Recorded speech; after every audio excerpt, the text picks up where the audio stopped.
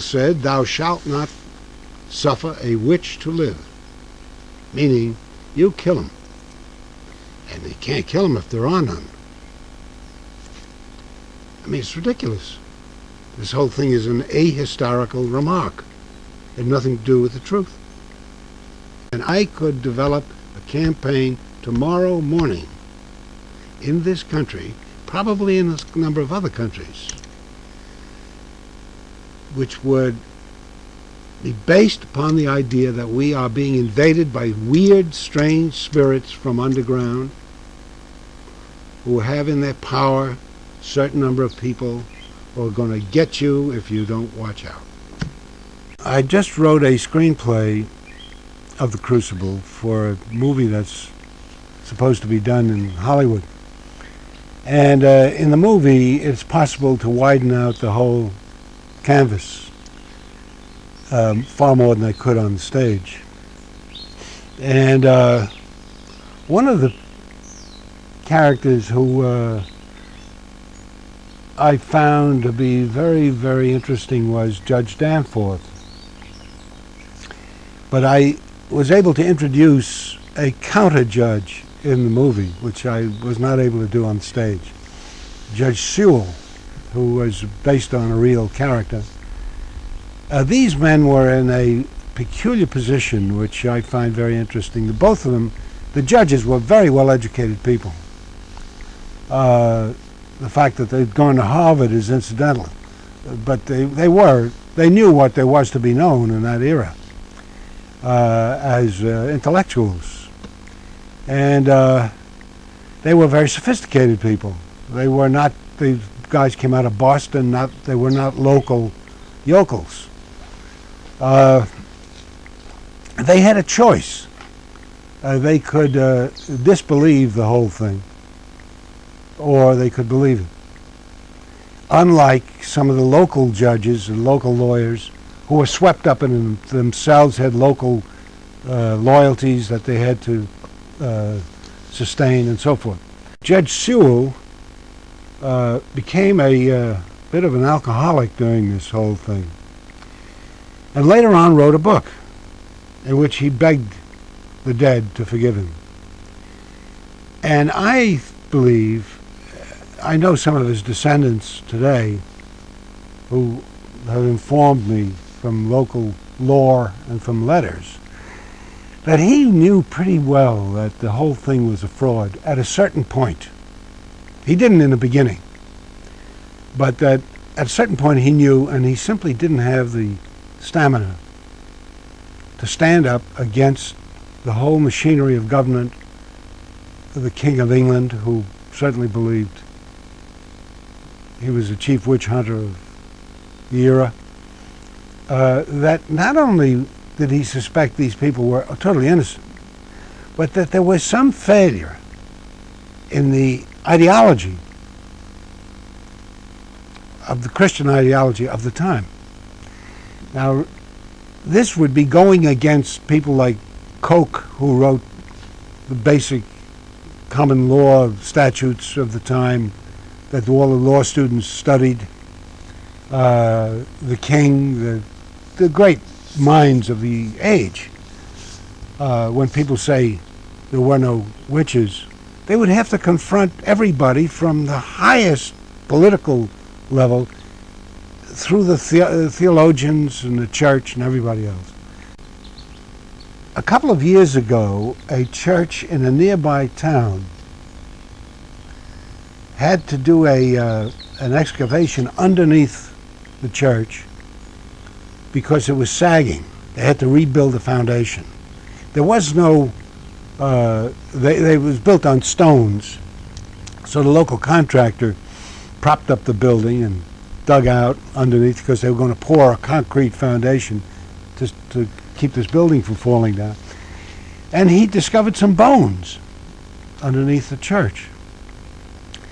And as they excavated more, they found more bones. Now, it's never been known where the bodies of the hanged people were placed. They brought in people from Harvard and other universities who were knew what they were doing. They began to dust off these things, and they found indeed 18 bodies under there. And there were 18 unaccounted for victims of the witchcraft. Now, just to show you where this lies in the mind, the scientists said, look, we must take these bodies out of here and give them proper burial and to examine them, because we could identify many of them. The church elders, many of whom were old people, a few, 2 or 3 were younger people, forbade this absolutely. The church elders, many of whom were old people, a few, 2 or 3 were younger people, forbade this absolutely. They did not want the name of the church stained. What is this saying? It says that the victims were guilty, that these people were hanged for witchcraft. This is 1992, we're talking, not 1692. And they had to seal up that foundation again. Now, some of the younger ones who were younger, I mean they're in their 40s and 50s, wanted to excavate the whole thing. But the old ones, who were the direct descendants of those old families, were having none of it. And those bodies will have to remain there until that whole generation passes. Can you imagine that? The basic story is not changed. To me, it's unchangeable. I got it right the first time. What I was able to do was expand the social canvas of the whole thing. So that, for example, in the screenplay, you will see the variety of people who were sucked up in this thing, from people tanning hides, people who were fishermen, because there was fishing off the coast. Salem is a coastal city, and there was a whole tribe of fishermen involved in this thing.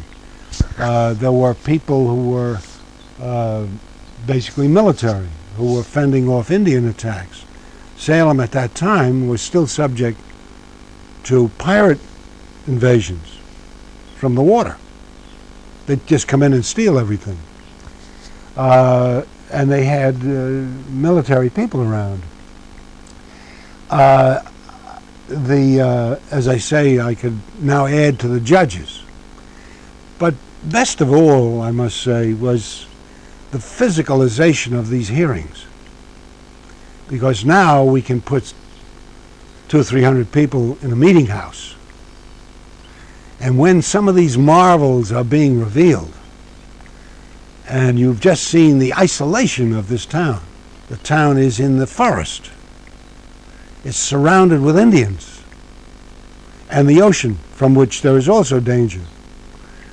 And the individuals are spread out. There's a house here, there's a house there. They're out of communication with one another.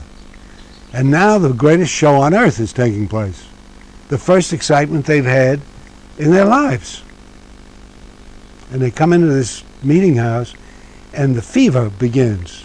And some of these fellows were experts at working this up, like some ministers and rabbis are. And it becomes a quasi-religious situation, where they are now all enlisted in this war of God against the devil. It's juicy in this place that they never hears anything but the bellowing of cattle and the tinkle of the bell on the sheep. So you can actualize it physically far more. The internal life is quite the same in both the versions. I was writing it that it had an aspect of the Greek tragedy in it, for the reason that I really alluded to up to now, and that is that if your social position in many cases dictated what you had to do, what you had to say, what you had to believe. It was a preordained catastrophe built in to that moral and political system.